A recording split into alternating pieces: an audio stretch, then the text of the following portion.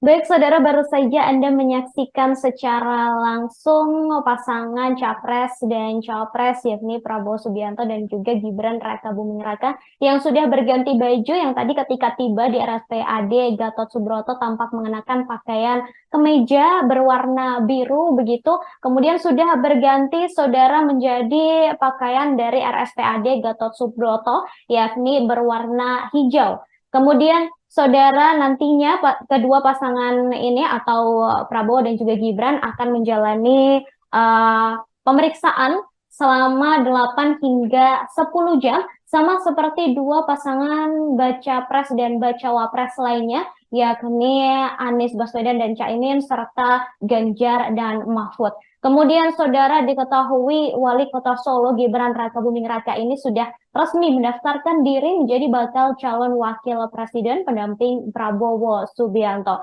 Namun, saudara, hingga kini Gibran dikabarkan masih belum juga mengundurkan diri sebagai kader PDI Perjuangan.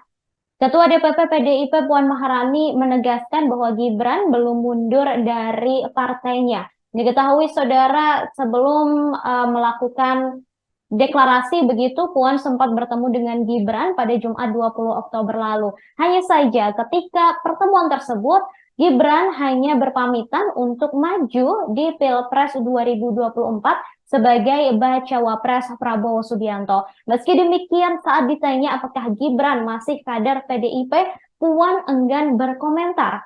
Ia kemudian meminta awak media untuk bertanya langsung kepada Gibran. Puan juga meyakini Presiden Jokowi tidak akan berpihak kepada salah satu pasangan Capres dan Cawapres meski putranya ikut sebagai kontestan. Alasannya, menurut Puan, Jokowi adalah seorang negarawan yang akan bersikap sebagai presiden bagi seluruh rakyat Indonesia. Kemudian, saudara, diketahui Puan sempat bertemu dengan Gibran sehari sebelum Gibran dideklarasikan sebagai cawapres Prabowo. Puan mengatakan dalam pertemuan tersebut, Gibran juga sudah menyampaikan niatnya untuk hendak berpartisipasi dalam Pilpres 2024. Gibran sendiri juga sudah mengakui saudara terkait dengan pertemuan tersebut.